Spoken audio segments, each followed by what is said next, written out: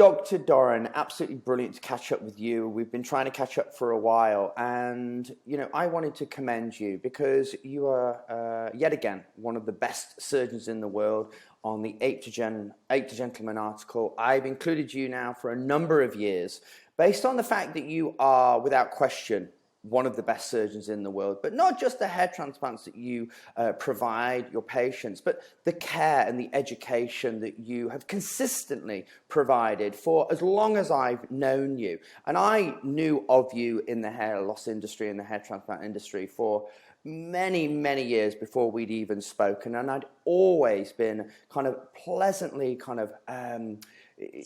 interacting with your patients was a very pleasant experience. Whenever I've spoken to any of them, they hold you in the highest regard for not just the results, but how you've taken care of them. And that's why you are one of the best surgeons in the world on the Ape to Gentleman article yet again. And I just wanted to say, well done. Thank you. I appreciate this honor to be included in the upper echelon of our hair restoration surgeons. And it's truly an honor to be included in that and recognized that way.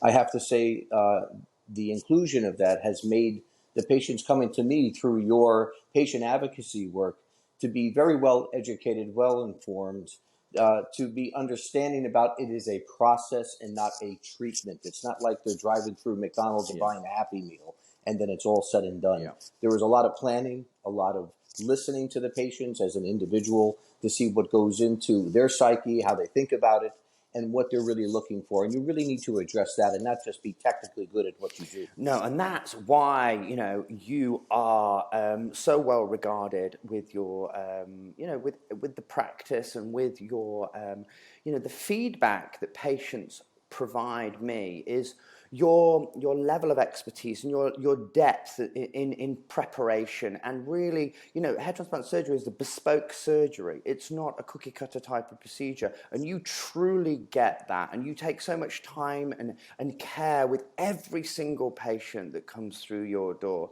And that, for me, as a patient advocate and protecting patients, and my role in this space is to educate patients. Well, this is why I want to put them in touch with surgeons like yourself, because I know that they are going to be cared for as I would wish to be cared for.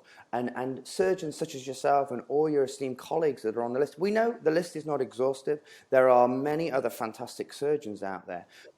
But for me to be able to guide patients in a safer direction is fantastic. And to have the platform of Ape to Gentleman, which is, the website and the article in particular is viewed by millions of people a year. So to put them in touch with surgeons like yourself is fantastic. And when I hear back from surgeons that they say, the patients are very educated that come as a result of reading the article, well, my job is done, because I can guide people in a safe direction, but I can't have the surgery for them. They have to do their own due diligence. They have to take their own responsibility. But if they're coming to surgeons such as yourself and they already understand the process and what's involved and their expectations are realistic, then the article has done its job. So it's great to get that feedback from yourself. No, it is true. I find that to be, it's a pleasure when people walk in and they tell me that they came through this channel. It really is. Yeah, well, I've noticed over the years that the article has been out there, and it'll be out there for perpetuity, but we do it every year, and we update the article, and we update the message slightly, and we keep resources relevant, because obviously the industry is forever changing, and surgeons, there's always new surgeons that are kind of, need to be kind of, a spotlight needs to be put on them because of what they're doing for the industry and how they're helping benefit the industry.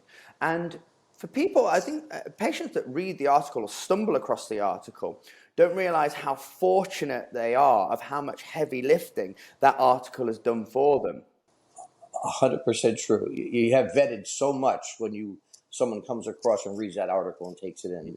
It's much easier for them to find a surgeon that's going to provide something that they're really looking for. Indeed, and the main body of the article is very much surgery is a last resort, and it makes people take stock and makes them accountable that they can't just go to anywhere and get, like you would a heart transplant.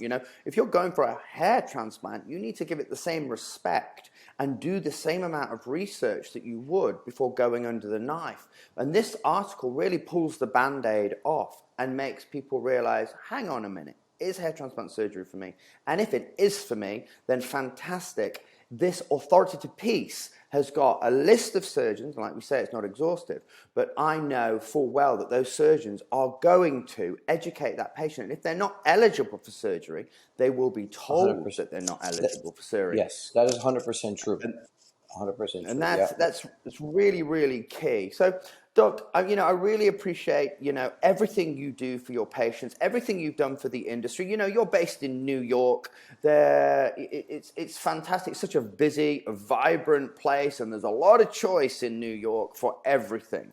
But one thing for sure is you are without question, the go-to guy in New York. And it's brilliant that, the city, despite the fact you have so many patients that come all over the world, and I know I've spoken to them. I know there's a lot of UK patients that have come over to New York to see you. That's true.